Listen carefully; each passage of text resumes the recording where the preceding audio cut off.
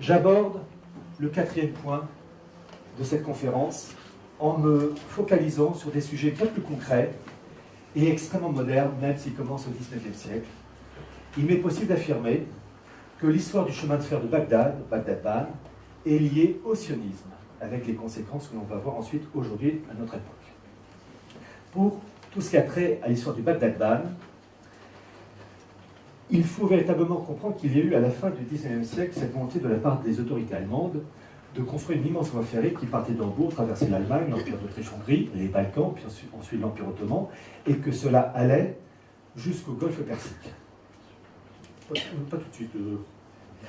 Et l'histoire du Bagdad-Ban, en fait, très rapidement, c'est d'abord une voie ferrée qui avait été lancée en direction de Constantinople, le Orient Express, par une compagnie franco-belge qui s'appelait Van der Elst Langrand du Monceau, et qui fait faillite et qui va être reprise par un baron juif bavarois, anobli, qui s'appelait le baron de Hirsch, qui va reprendre cette voie ferrée, cette voie à Constantinople, et qui va travailler main dans la main avec un banquier, bras droit de Rothschild, qui s'appelait Bleich Schröder, mais qui était aussi le banquier personnel du chancelier Bismarck.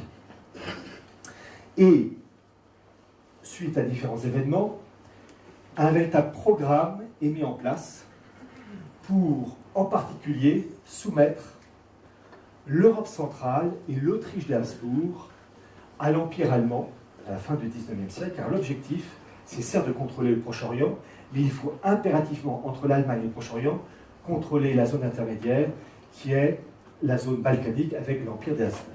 Et vous avez un document, une carte, qui date de la fin du XIXe siècle. C'est en trait rouge la Grande Confédération germanique, en trait rouge la Grande Allemagne que les autorités allemandes et pan-germanistes à la fin du XIXe siècle voulaient mettre en place, prévue pour 1950. Cette carte-là vient de l'original, que j'ai la chance de posséder, d'un livre d'André Sheridan. Il y a deux ouvrages, enfin il y en a plusieurs, mais il y en a deux en particulier qui sont passionnants. C'est l'Autriche à la question au début du XXe siècle, et puis le chemin de fer de Bagdad. Cette carte-là vient du livre d'André Sheridan de 1901, c'est l'original, qui sera donc dans le livre. Et donc, l'objectif, c'était de créer un bloc très lourd au cœur de l'Europe, soumettant les Balkans, pour ensuite mieux contrôler l'Asie mineure, en tout cas l'Empire ottoman. Et dans cette histoire, les Allemands vont conclure en janvier 1902 un accord avec l'empereur, le sultan ottoman, pour finaliser le Bagdad-Ban. Et pourquoi il faut s'intéresser à cela? Parce que vous allez voir tout à l'heure que ça a des répercussions dans la situation actuelle. Et ce Bagdad-Ban va être mis en place de plus en plus, et en particulier, ce Bagdad-Ban, vous pouvez y aller, c'est cette carte de 1903, suite à l'accord entre les Allemands et les Ottomans, un Bagdad-Ban qui donc part de Hambourg, traverse l'Europe centrale, d'où la nécessité de contrôler toute la zone du sud-est, et qui ensuite zigzague. Et ce Bagdad-Ban est divisé en 14 sections, tronçons ferroviaires faisant chacun 200 km de long, jusqu'à l'actuel Koweït. Alors, la finalité, c'est quoi? C'est un travail de très longue haleine. Il y a une bascule, on passe du charbon au pétrole. Et on trouve d'immenses réserves de pétrole au niveau de Mossoul et de Kirkouk. Ma foi, il me semble que ce qui se passe actuellement, c'est un peu la même chose. Alors, précision. À cette époque, avant la guerre de 14, aucun puits pétrolier n'était exploité. D'ailleurs, ils appartenaient tous au sultan. Simplement, le sultan de l'époque avait confié à des ingénieurs allemands le soin de prospecter. Donc, on avait trouvé d'immenses réserves de pétrole.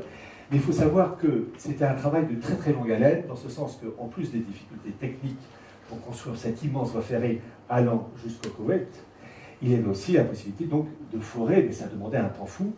Et il faut savoir que ces puits pétroliers n'ont été forés qu'au lendemain de la Première Guerre mondiale. Donc, bien comprendre que les Allemands n'ont jamais pu en profiter réellement. faute de temps, parce que ça demandait un temps fou, etc., les techniques, mais la finalité, s'ils avaient pu, c'était donc exploiter. Et aux grandes dames de qui? De l'Angleterre, puissance maritime. Et il y a eu des tentatives d'entente entre Allemands et Anglais pour se partager cette zone. Au même titre qu'il y a eu des tentatives d'entente entre Allemands et Anglais pour le partage des colonies portugaises. Mais cette entente n'a pas pu se faire pour deux raisons. La première raison, c'est que vous aviez deux grandes puissances, la puissance maritime anglaise, la puissance terrestre allemande. Et qu'il y avait un en trop, un devait dégager. Et une autre raison, c'est que dans cette histoire, le sionisme est intervenu dans l'histoire du Bagdad-Ban. Alors avant de continuer dans l'histoire du Bagdad-Ban, il y a une citation que je vais vous faire concernant le Bagdad-Ban. La première citation, c'est André Shéridan qui parle, et ensuite la deuxième concerne une revue militaire allemande qui est d'une très grande clarté. D'abord André Shéridan, maître de cette gigantesque voie ferrée qui s'étendra sans interruption depuis Hambourg jusqu'au golfe Persique, les Allemands feront de son point d'aboutissement la tête de ligne de leur navire rapide à destination de l'Extrême-Orient. Et c'est là où la revue militaire allemande ajoute ceci. Un regard jeté sur la carte nous montre que si le golfe Persique est en possession stable d'une puissance étrangère, et si de plus le chemin de fer de Bagdad ouvre au commerce du monde et aux communications de nouvelles voies de transport, de l'ouest à l'est et inversement, non seulement le rôle économique de l'Angleterre changera, mais son importance militaire en Asie, je vous rappelle que l'Asie c'est l'Inde, la perle de l'Empire, non seulement le rôle économique de l'Angleterre changera, mais son importance militaire en Asie subira une transformation complète et un développement défavorable. Le port du Koweït se trouve à 80 km environ du bord ouest du delta que le Châtel arabe forme à son embouchure. Il est parfaitement abrité contre les vents, présente un fond d'ancrage excellent et il est assez vaste pour abriter toute une flotte. Et admirer l'humour allemand, on le dirait d'ailleurs créé pour servir de port de guerre. Donc les Allemands voyaient à long terme la production de pétrole, rivalité avec les Anglais, il y a eu des tentatives avant la guerre de 14 d'entente avec les Anglais, mais ça ne pouvait pas durer parce que partage du gâteau, c'est à boire, point barre. Surtout que les Anglais, sachant que les Allemands voulaient construire une base navale au niveau du Koweït, voyaient donc la menace d'une base navale contre les intérêts britanniques, entre autres avec l'Inde. Donc les tentatives d'entente entre Anglais et Allemands ne pouvaient pas perdurer. Il y en a eu quelques-unes, mais ça ne pouvait pas perdurer. À cela s'ajoute le fait que les Allemands étaient en bagarre contre les Russes. Et là, on va pouvoir mettre cette carte, la suivante, c'est la carte de l'Eurasie. Le Bagdad-Ban, qui part de Hambourg, traverse cette Europe centrale que les Allemands doivent à tout prix dominer, l'Empire ottoman jusqu'au golfe Persique, et ensuite enquiquiner les Anglais avec l'Inde, avec des possessions allemandes en Chine. Et vous avez, côté russe, ce qu'on appelle le transsibérien. Et les Russes, qu'est-ce qu'ils voulaient? Ils voulaient construire des voies ferrées, traverser ces pays contrôlés par l'Angleterre jusqu'aux mers chaudes. Les Anglais n'étaient pas chauds du tout, c'est le mot russe, c'est pas fait exprès.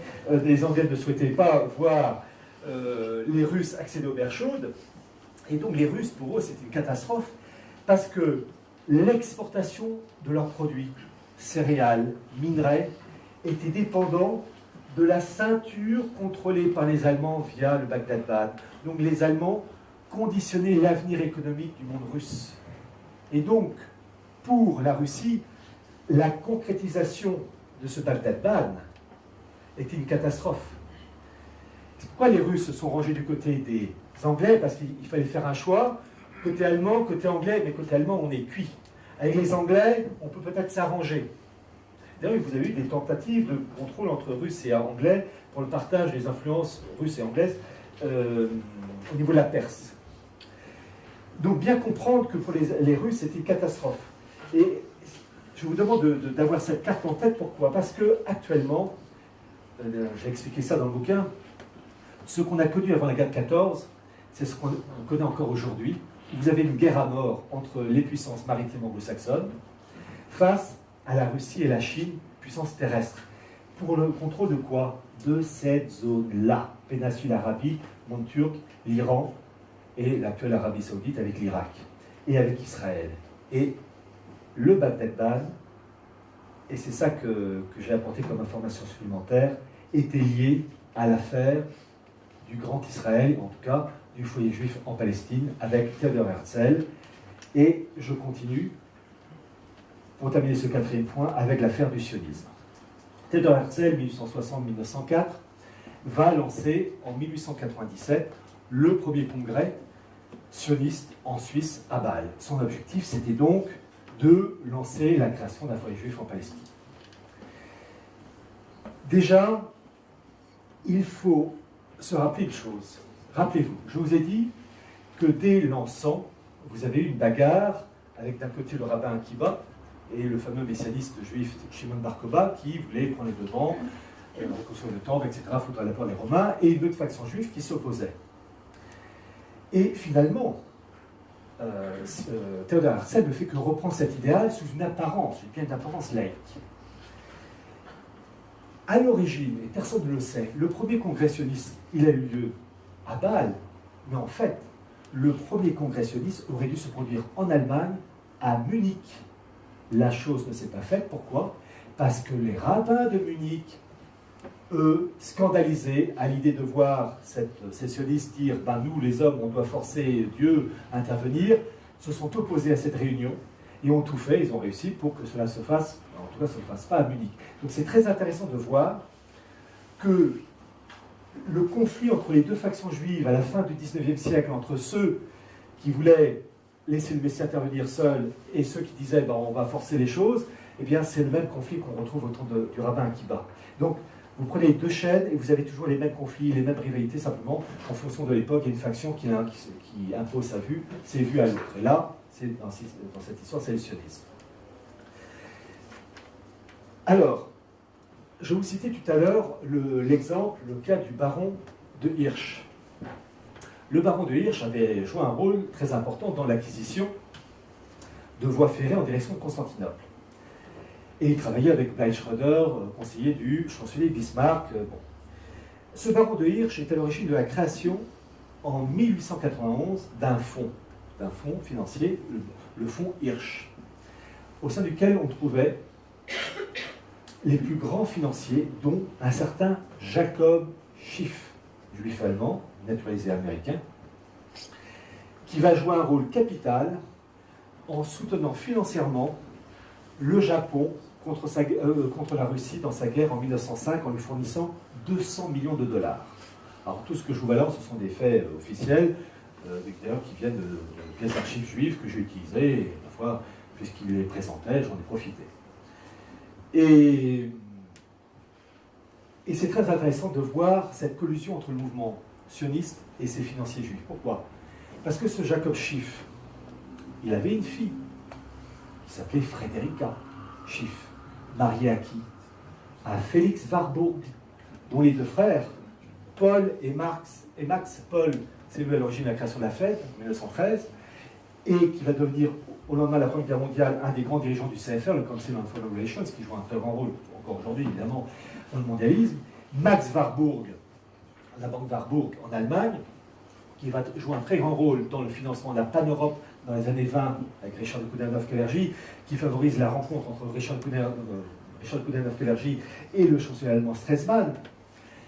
Le Max Warburg, qui était président, ou en tout cas un grand dirigeant du comité d'administration d'IG Farben, avec un Paul Warburg, qui était aussi dirigeant d'IG Farben pour sa branche américaine. IG Farben, qui va jouer un très grand rôle, c'est dans la chimie, pour Hitler et la Seconde Guerre mondiale. Donc on voit, il faut lire le bouquin de cette excellente maison d'édition Retour aux sources, qui a traduit enfin en français les livres d'Anthony Sutton, qui a apporté toutes les preuves. Bon. Et donc, voir ces collusions. Autre remarque, parmi les membres de la fondation, du fonds Hirsch, outre Jacob Schiff, vous avez aussi un juif allemand, naturalisé américain, qui s'appelait Oskar Strauss, qui sera ambassadeur des États-Unis au sein de l'Empire ottoman et qui va travailler avec Theodor Herzl.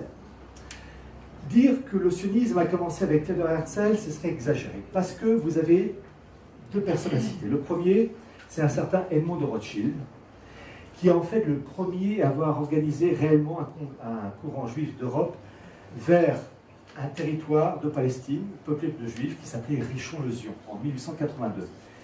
Très intéressant, tout est lié en histoire, c'est un immense puzzle. Le judaïsme a été, comme par hasard, reconnu et officialisé par la Révolution française, par ce député qui s'appelait Adrien, je ne sais plus son nom de famille, bref, ça m'arrive, moi, Adrien en tout cas. Et Napoléon Ier, qui va enraciner les principes de la Révolution française, va lancer la convocation du Grand Sanhédrin pour intégrer le judaïsme comme religion officielle au sein de la France, même que les protestants, etc.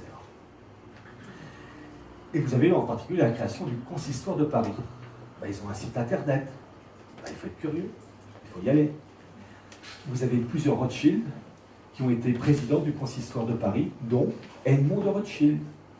Donc c'est très intéressant de voir ces liens sionisme, consistoire de Paris, qui doit son origine à Napoléon Ier, etc., etc. Mais je vous ai dit, il y a un deuxième personnage. Bon, certes, Edmond de Rothschild a joué un grand rôle en travaillant en liaison avec Theodor Herzl, mais vous avez un autre personnage. Si vraiment on devait donner une date et un nom, une personne ayant vraiment lancé le sionisme en Europe, c'est un rabbin allemand, prussien je crois, qui s'appelait le rabbin Kalischer, et qui, en liaison avec un autre rabbin, le rabbin Al-Khali, va, en 1836, rédiger une lettre pour favoriser le peuplement de la Palestine par des Juifs venant d'Europe. Il y a vraiment tout un programme de peuplement, de migration juive d'Europe vers la Palestine, avec en arrière-fond, évidemment, reconstruction du temple. Lettre de 1836. Oui, mais lettre adressée à qui? À la famille Rothschild de Berlin. L'information que je vous donne, évidemment, est parfaitement référencée, et vous vous précipiterez tous, malgré les 10 ou 12 jours de retard, en lisant mon livre, Atlas du mondialisme, aux éditions Le Retour aux sources. Je vous ai dit que le sionisme ne faisait que reprendre l'idéal de Shimon Bar Kokhba, malgré une apparence laïque. Eh bien, c'est pas moi qui le dis, c'est Theodor Herzl lui-même, car dans ses carnets personnels que j'ai lus, vous avez volume 2, page 711, des carnets personnels de Theodor Herzl, tirés directement de la Genèse 15-18, la volonté de créer un grand Israël des rives de l'Euphrate jusqu'au Nil. Et le document, c'est celui-là. Vous avez donc cette carte-là qui est donc dans le livre Atlas du mondialisme, le grand Israël de Theodor Herzl, qui ne fait que reprendre la Genèse 15-18. Alors, le document d'origine dans le livre est beaucoup plus grand parce que vous avez deux informations, une en haut et en bas. En haut, vous avez le Theodor Herzl 1904 avec le rabbin Fishman de 1947. Et sous la carte, vous avez la phrase de Theodor Herzl qui explique qu'il faut donc un grand Israël des rives de l'Euphrate jusqu'au Nil. Le rabbin Fishman de 1947 prône un grand Israël du Nil à l'Euphrate. Le vrai nom du rabbin Fishman, c'était Yehuda Leb Memon, qui participera avec entre autres Ben Gourion à la reconnaissance de l'État d'Israël, avec le fameux document de 1948 officialisant l'État d'Israël.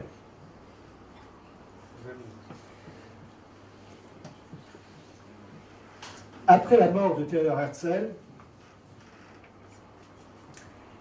vous allez avoir des hauts, des bas. Je fais très vite.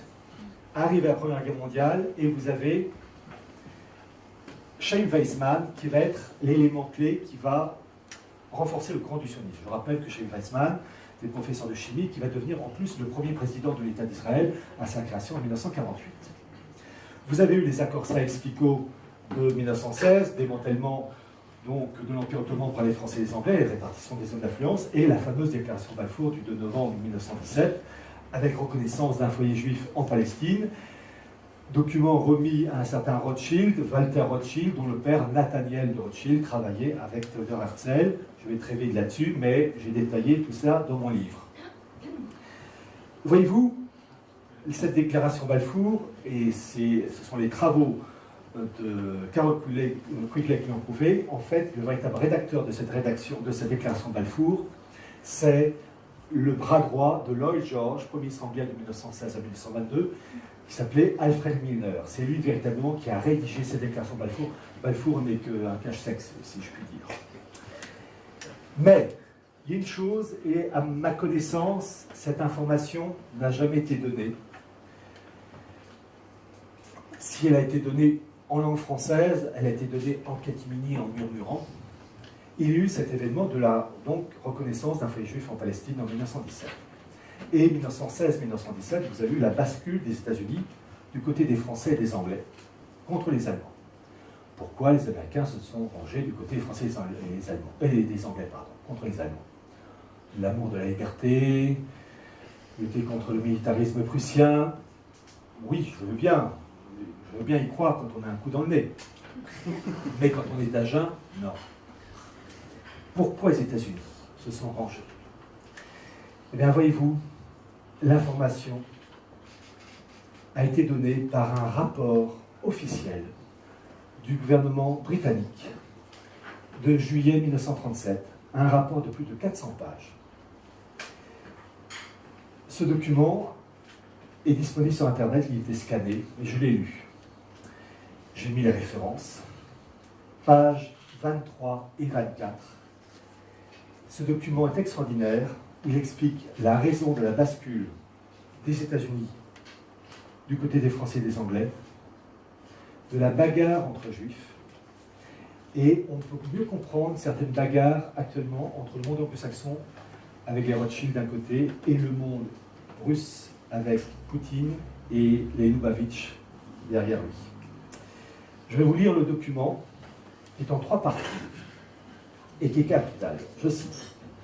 Le lancement de la déclaration Balfour, donc normalement ça aurait dû être Milner, mais officiellement, le lancement de la déclaration Balfour fut, à cette époque, motivé à des fins de propagande. Et il souligna, le premier ministre Lloyd George, souligna la gravité de la position dans laquelle étaient les Alliés. Les Roumains avaient été écrasés, l'armée russe était démoralisée, l'armée française était incapable de lancer une offensive à une large échelle. Les Italiens avaient subi une défaite sévère à Caporetto. Les sous-marins allemands avaient coulé des milliers de tonnes de cargaison de bateaux anglais. Aucune division américaine n'était à notre disposition dans les tranchées. Dans cette situation critique, on pensait que la sympathie de la communauté juive ou son antipathie orienterait substantiellement la cause alliée vers une issue favorable ou non. En particulier, la sympathie juive pour les Alliés conforterait le soutien de la communauté juive américaine et gênerait le désengagement militaire de l'Allemagne ainsi que son renforcement économique sur le front Est. Voici les circonstances dans lesquelles le gouvernement britannique promulgua la déclaration Balfour. Écoutez, les chefs sionistes nous informa Lloyd George, premier ministre anglais 1916-1922. Les chefs sionistes nous informa Lloyd George, nous ont donné une promesse formelle que, si les Alliés s'engageaient à fournir des moyens facilitant l'établissement d'un foyer national pour les Juifs en Palestine, ils feraient de leur mieux pour rallier les sentiments et le soutien des Juifs à travers le monde entier et à la cause alliée. Et ils ont tenu parole. Je pense que cette information, grâce à la culture populaire, est dévoilée. On a la preuve qu'il y a eu une action juive en faveur d'un cause sioniste. Mais attendez, ce n'est pas terminé. Parce que cette histoire, je m'en doutais, j'avais eu des indices, je le savais, mais je n'avais pas la preuve. La suite, je ne la savais pas. Elle est très révélatrice. Je continue la citation.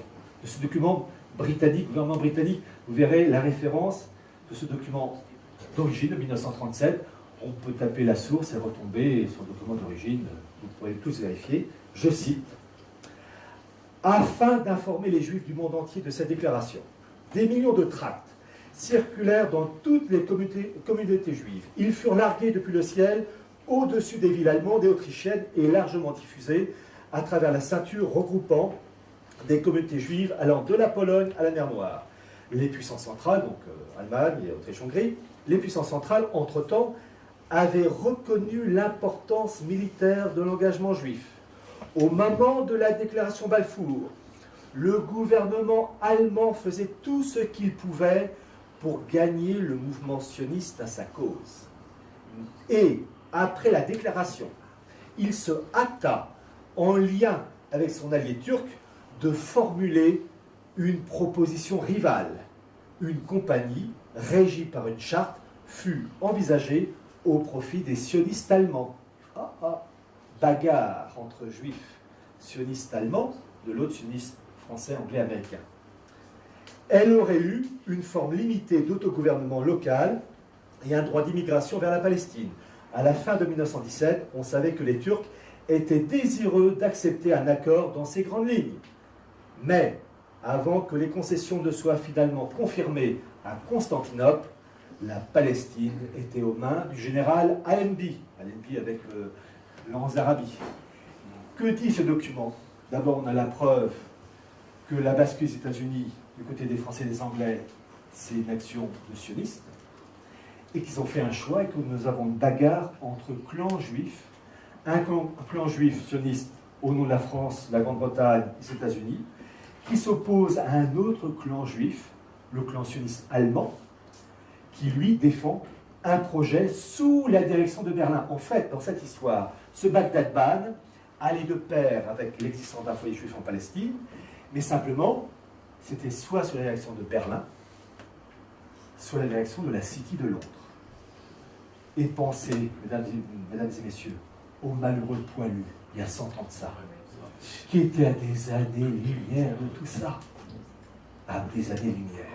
Donc, on a cet événement extraordinaire. Et ce que nous voyons actuellement, les bagarres entre, d'un côté, le monde anglo-saxon, l'Union européenne, contre la Russie, c'est le même prototype de bagarre de juifs sous l'égide de Rothschild, libéralo-libertaire, face aux Lubavitch de Ber-el-Lazar.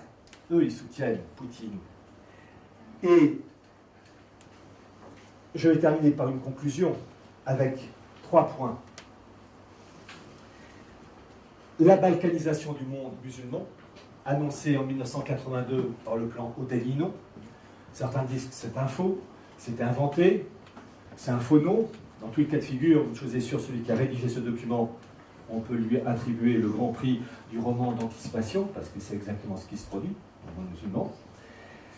Le grand Israël, qu'on veut établir pour certains entre les rives de l'Euphrate et du Nil, doit être relié à l'Ukraine et la Crimée. Crimée annexée par Poutine en 2014. Pourquoi?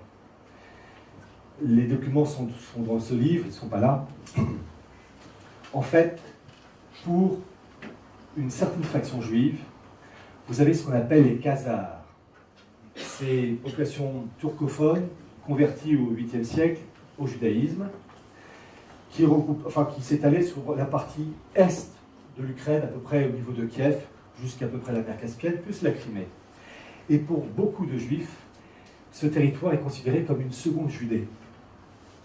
Et donc vous avez une bagarre entre des clans qui veulent plutôt mettre le paquet sur le Grand Israël, et d'autres qui disent, et j'ai apporté des documents israéliens en langue anglaise, qui disent qu'il faut en revanche favoriser un courant migratoire vers l'Ukraine et la Crimée, territoire à l'origine juif et avec les Khazars.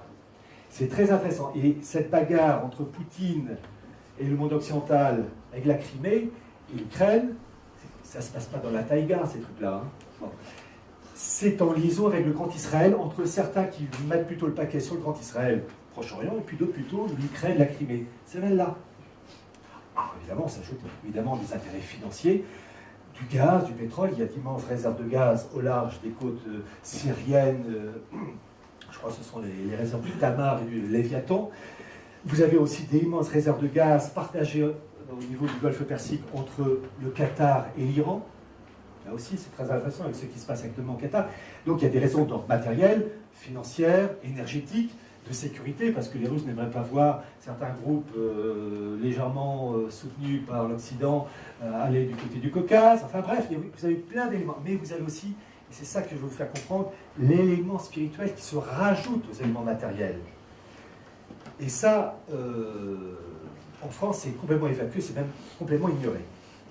Cette volonté d'inhabiter le monde musulman est ancien. Vous citez le plan d'Elnino, mais vous avez un islamologue juif qui a la nationalité anglaise, israélienne et américaine, qui en 1979 a lancé le principe de l'arc de crise partant de la Corne de l'Afrique, la péninsule arabique, jusqu'au Pakistan pour aller enquiquiner les Russes, enfin les Soviétiques. C'est sorti dans la revue Time en janvier 1979.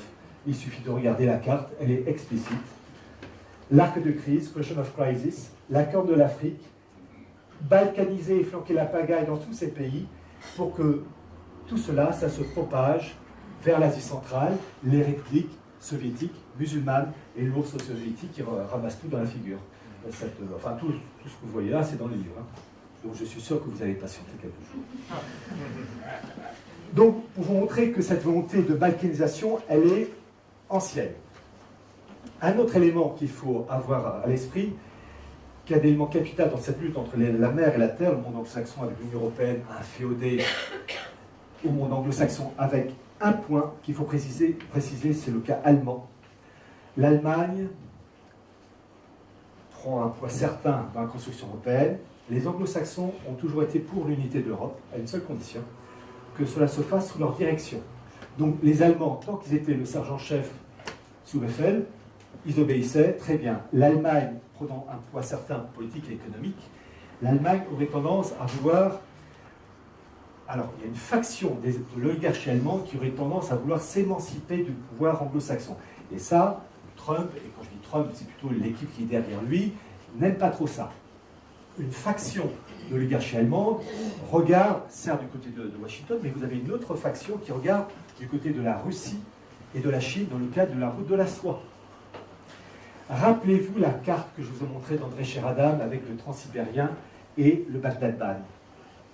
Eh bien, cette même carte, c'est la carte de l'Eurasie, la suivante, mais la situation actuelle. Vous avez des réseaux ferroviaires énergétiques en tout genre vers l'Europe, et vous avez toujours cette zone, la péninsule arabique, l'Irak, Israël, l'Iran qui est un des États qui résiste encore, enfin, pour même temps. Et l'objectif, c'est une lutte entre le monde de la mer, de la terre, avec des rivalités énergétiques, stratégiques, etc., plus l'aspect spirituel entre le Grand Israël et tout ce qui se passe en Ukraine et en Crimée. En fait, ce qu'on voit actuellement, c'est, je vais dire, une situation bis repetita de ce qui se passait avant la guerre de 14, avec la seule différence, c'est qu'avant la guerre de 14, il y avait la volonté de créer un foyer juif en Palestine. La chose est assurée depuis la création de l'État d'Israël en 1948. Et dans la politique de la Kabbale et du judaïsme, la création de l'État d'Israël ne peut se faire peut-être que dans le cas d'un Armageddon, une sorte de guerre finale. Et d'une certaine manière, Gershom Scholem dit ceci: dans tous les textes, dans toutes ces traditions, l'annonce des cataclysmes sans lesquels les apocalypses ne peuvent se concevoir est décrite en images fulgurantes qui revêtent toutes sortes de formes: guerre mondiale, révolution, épidémie, famine, catastrophe économique, mais aussi apostasie, profanation du nom de Dieu, oubli la Torah et rejet de tout ordre moral, allant jusqu'au renversement des lois de la nature. Ne croyez pas qu'avec tout ce qui est G1 et compagnie, on est en plein dans cette bascule. Et donc, c'est ça que j'essaie de vous faire comprendre, c'est plein d'éléments politiques, énergétiques, stratégiques, spirituels qui se combinent avec un arrière-fond où des élites se disputent. Et en plus du rôle de l'Allemagne qui joue un rôle de trouble-fête et qui balance entre le monde de l'Eurasie et le monde anglo-saxon, en fonction des factions oligarchiques, parce qu'il y a des rivalités internes, vous savez, l'enfer est divisé contre lui-même. Eh bien, il y a un élément qu'il faut voir, en plus de la décomposition des États européens qui s'annonce, avec par exemple la Catalogne, ils ont annoncé un référendum pour le 1er octobre 2017, vous avez aussi le Kurdistan irakien, l'annonce d'un référendum pour le 25 septembre. Il y a, et c'est ça qui est frappant, de la part de ces élites, cette volonté de profiter, entre guillemets, d'un chaos pour atteindre le degré suprême qui est la gouvernance mondiale. Et vous avez eu la revue The Economist, qui, en 1988, annonçait une gouvernance mondiale, plus exactement une monnaie mondiale, c'est celle-là. Soyez prêts pour une monnaie mondiale, c'est sorti en 1988, prévu pour 2018. Et évidemment, il ne faut peut-être pas se focaliser sur la date, quoique l'année 2017 est une année très importante. C'est le 5e centenaire de la réforme luthérienne, c'est le 3e centenaire de la franc-maçonnerie, c'est le centenaire de la révolution bolchevique, c'est le centenaire de Fatima. Et ma foi, ces gens-là jouent beaucoup sur les dates et sur les événements. Mais une chose est sûre, on a la preuve de la part de ces élites, et de revues comme The Economist, la volonté de créer une monnaie planétaire. Les choses se confirment de plus en plus. Pourquoi ? Lorsque l'euro a été créé, vous avez eu ce qu'on a appelé un panier de monnaies, marques, lire, francs, pesettes, etc., marchepied vers l'euro.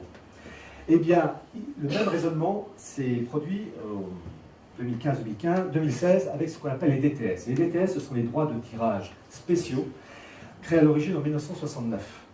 Et l'objectif, c'est de créer un panier de monnaies, et la chose est réglée depuis octobre-novembre 2016 avec 5 monnaies, dollars, euros, yen, livres sterling, et la dernière monnaie qui vient d'intégrer les DTS en octobre-novembre 2016, le yuan. Et donc, on voit que, ça y est, ils ont leur panier de monnaie.